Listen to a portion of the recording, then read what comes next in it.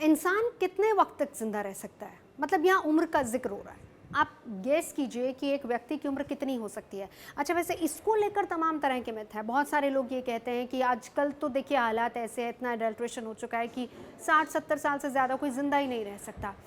ये सारी बातें हैं जिसका जिक्र होता है, और आज का वक्त ही है जब बहुत सारे ऐसे एग्जाम्पल्स हैं, यानी खबरें ऐसी भी आती हैं कि एक शख्स की उम्र 115 साल, एक शख्स की उम्र 100 साल, यानी 100 साल के ऊपर की दादी, 100 साल के ऊपर के दादा। तो इस तरह की तमाम खबरें भी आती हैं, यानी दोनों तरह के उदाहरण हैं। 60-70 साल वाली उम्र के भी हैं और 100 से ज़्यादा की उम्र के भी हैं। वैसे आपको एक और जानकारी हम देते हैं। एक रिसर्च के मुताबिक अब ये खबर सामने आई है कि इंसान की उम्र 150 साल तक हो सकती है, यानी 150 ईयर्स तक इंसान जिंदा रह सकता है। और ये रिपोर्ट नेचर्स कम्युनिकेशन में छपी है।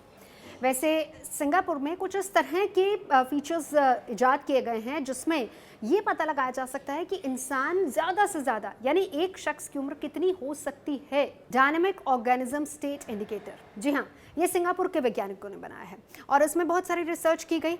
इसमें बेसिकली कुछ इंडिकेटर्स बनाए गए हैं जो कि इंसान के शरीर के साथ मैच कराए जाते हैं। अब इसमें बहुत सारा और सिंपल सा तरीका है। इंसान के ब्लड सैंपल के आधार पर इन इंडिकेटर्स को बनाया गया, यानी इसमें यह साफ है कि अगर कोई इंसान, एक आम इंसान स्वस्थ रहता है और किसी तरह की कोई कॉम्प्लिकेशन, कोई बीमारियां उसको नहीं आती हैं, तो फिर उसकी अधिकतम उम्र 150 साल हो सकती है।